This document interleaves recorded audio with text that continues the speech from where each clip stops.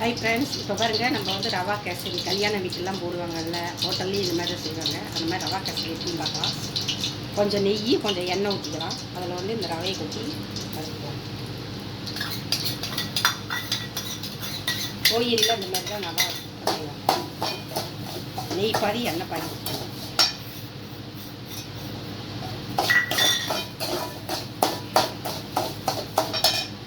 முந்திரி அதிலே கொட்டி வச்சுக்கலாம்.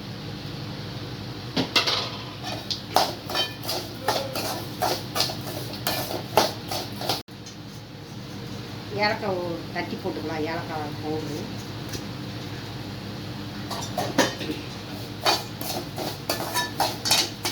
நல்லா டேஸ்ட்டும் நல்லாயிருக்கும்.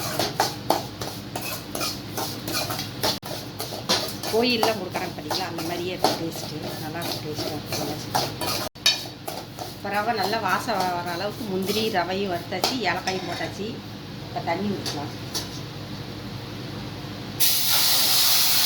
தண்ணி கொதிக்க வச்சு அதை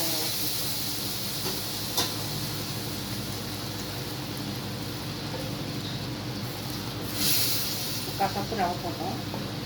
அதெல்லாம்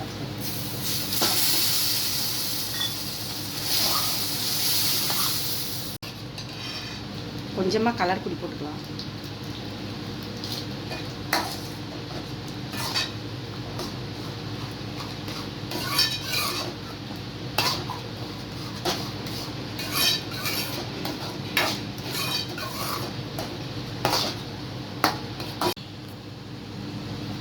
இப்போ தண்ணி ஊற்றின தண்ணியெல்லாம் எல்லாம் கெட்டியாக சுண்டி வந்துடுச்சு. கொஞ்சம் சர்க்கரை போட்டுக்கலாம்.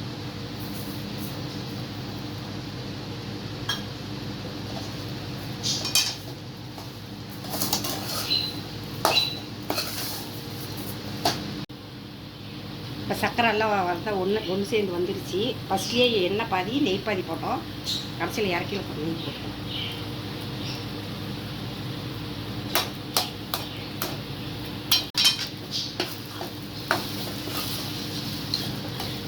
கேசரி பாருங்கள், இப்போ ரெடி ஆகிடுச்சு. வாசம் கம்மன்னு வரும். சீக்கிரமாக செஞ்சிடலாம். 5 நிமிஷம் தண்ணி கொதிச்சு ஊற்றணுமா, ரவை வறுத்தோம்னா கேசரி ஊற்றிடும். இது மாதிரி செஞ்சு பார்த்துட்டு எப்படி இருக்குதுன்னு பாருங்கள். சூப்பராக இருக்கும். இப்போ பாருங்கள், கோவில் சுவையில் கோவிலெலாம் கொடுக்குற மாதிரி அந்த டேஸ்ட்டில் வந்து கேசரி ரெடி ஆகிடுச்சு. பருப்பு ஆஃப் பண்ணிடலாம். ரெடி ஆகிடுச்சு. இப்போ பவுலில் போட்டு மாற்றிக்கலாம்.